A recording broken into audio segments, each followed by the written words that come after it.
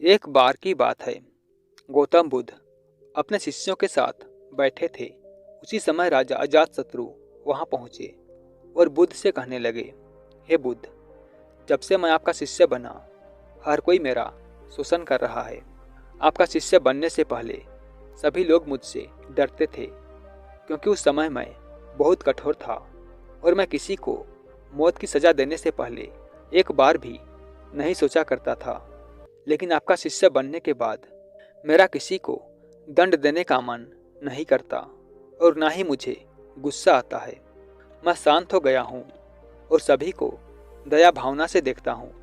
लेकिन कुछ लोग मेरे इस बदलाव का अनुचित लाभ उठा रहे हैं और इसने मेरे राज्य के लोगों को भी इस तरह के खतरे में डाल दिया है।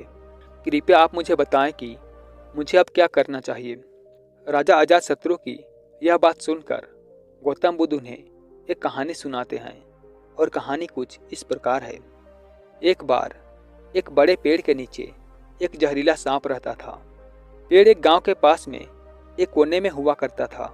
वहां अक्सर सुबह शाम लोग बैठक लगाते थे और खूब बातें करते थे। लेकिन जब से उस पेड़ के पास उस सांप को देखा गया, तब से लोगों ने वहां जाना बंद कर दिया। लेकिन कुछ लोग तो जानबूझकर वहां सांप को देखने आया करते और उसे छेड़ा करते। उस सांप को जब खतरा महसूस हुआ तो उसने खुद के बचाव के लिए लोगों पर हमला करना शुरू कर दिया। वह सांप अब अपने क्षेत्र में लोगों का आना भी बर्दाश्त नहीं करता, जिससे गांव के कई लोगों की जान जाने लगी।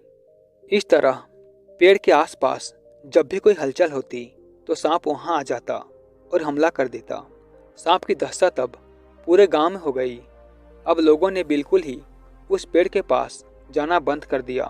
एक दिन एक साधु उस गांव से गुजर रहे थे। तभी उस साधु की नज़र उस विशाल से घने पेड़ पर पड़ी, जिसके नीचे वह सांप रहा करता था।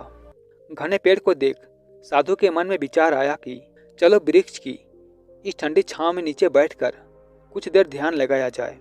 उसी समय गांव के कुछ लोग अपनी गाय लेकर घर की ओर जा रहे थे।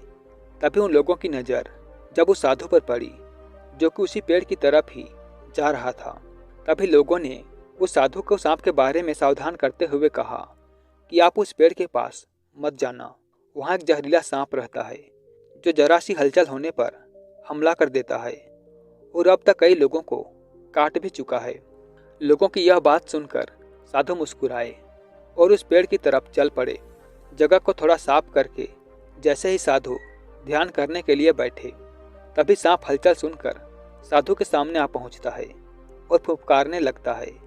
फुंकार की आवाज़ सुन साधु की आंख खुलती है और वह सांप को देखने लगते हैं।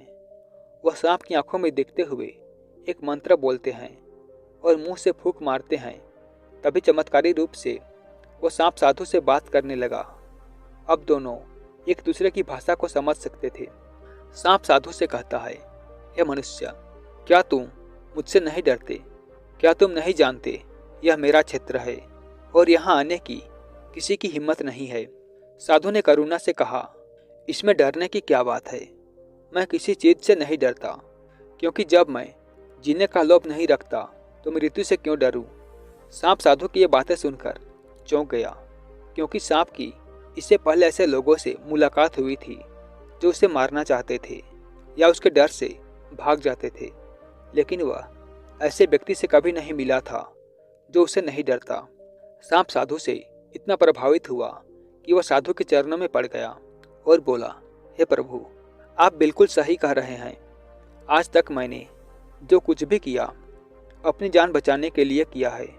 अपने क्रोध के चलते न जाने कितने निर्दोषों की जान भी ले ली। इसके बाद साधु सांप को बहुत सी बातें समझाकर वहां से चला गया। साधु की बात से प्रभावित होकर सांप ने निश्चय किया कि आज से वह किसी को नहीं काटेगा। वह अपने क्रोधी स्वभाव को त्याग देता है, दूसरों को काटना बंद कर देता है। लेकिन इसका नतीजा उल्टा निकलता है। जब लोगों ने देखा कि सांप ने लोगों को तो काटना बंद कर दिया है, तो लोग उसका फायदा उठाने लगे। जो उससे दूर भागते थे वो उसके पास आने लगे और सांप को परेशान करने लगे।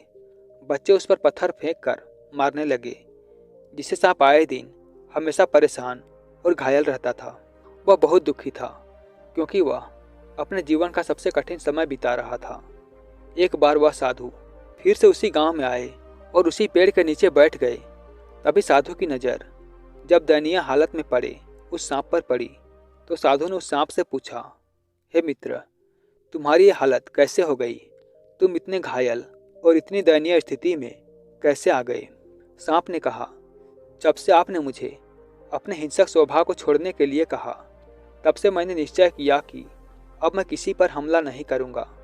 मैंने क्रोध करना छोड़ दिया और शांति को अपना लिया, जिसका नतीजा ये हुआ कि लोग मुझे परेशान करने लगे, दुर्व्यवहार करने लगे।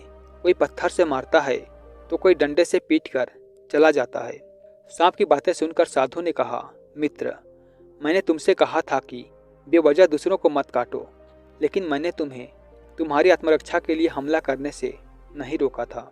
कहानी सुनाने के बाद बुद्ध ने राजा से कहा, हे राजन, तुमने भी मेरी बात गलत तरीके से अपनाया। मैंने आपसे अपने कर्तव्य को छोड़ने के लिए कहा था, किंतु आप अपने कर्तव्य से भी विमुख हो गए। आप एक राजा हैं, अतः पूर्ण रूप से साधु की तरह व्यवहार करना आपको खतरे में डाल सकता है। तुम्हें सिर्फ अंदर से साधु की तरह रहना था और बाहर से राजा की तरह, ताकि जरूरत पड़ने पर खुद की, प्रजा की और राज्य की रक्षा कर सको। दोस्तों, बिल्कुल ऐसे ही जंगल में होता है। जो सबसे सीधा पेड़ होता है उसको सबसे पहले काटा जाता है, और यही कानून दुनिया के लोगों पर भी लागू होता है। अच्छे भोले लोगों का खूब फायदा उठाया जाता है। अच्छे लोगों को जिंदगी में अनेकों दुखों का सामना करना पड़ता है, इसलिए कभी किसी को अपना फायदा मत उठाने दो। लोगों को उनकी मर्यादा में रखने के लिए खुद को परिस्थिति के अनुसार बदलना सीख जाइए, अन्यथा आपका हाल भी उस राजा और सांप की तरह हो जाएगा। तो दोस्तों, आपको ये कहानी अच्छी लगी हो तो लाइक करें और इसी तरह की और वीडियो देखने के लिए चैनल को सब्सक्राइब अवश्य करें।